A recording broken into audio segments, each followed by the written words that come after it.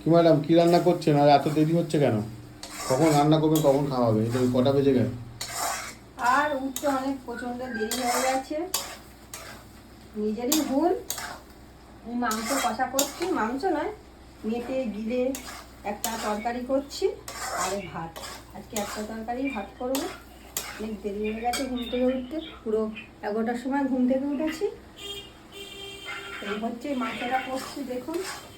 ভাত হয়ে গেছে? ভাত মোটামুটি হয়ে গেছে। দেখুন বন্ধুরা, আজকে একটু ঘুম থেকে উঠতে দেরি হয়ে গেছে বলে আমি কত বকা খাচ্ছি। অনেকটা বেলা যদিও বা হয়ে গেছে, নিজেরই ভুল। তা তরকারি হয়ে এসছে, হয়ে গেলে খেতে দেবো, আমিও খেয়ে নেবো। আর এখন তো কোর্টে যেতেও পারছি না, ঠিক মতন কাজ টাজ হচ্ছে না। তা আপনারা সবাই ভালো থাকবেন, সুস্থ থাকবেন, সুন্দর থাকবেন। আর আমাকে প্রচুর প্রচুর পরিমাণে লাইক, শেয়ার, সাবস্ক্রাইব করবেন। আপনাদের শেয়ার, একটা শেয়ার আমাকে অনেক দূর যেতে সাহায্য করুন প্লিজ। ভালো থাকবেন, টাটা।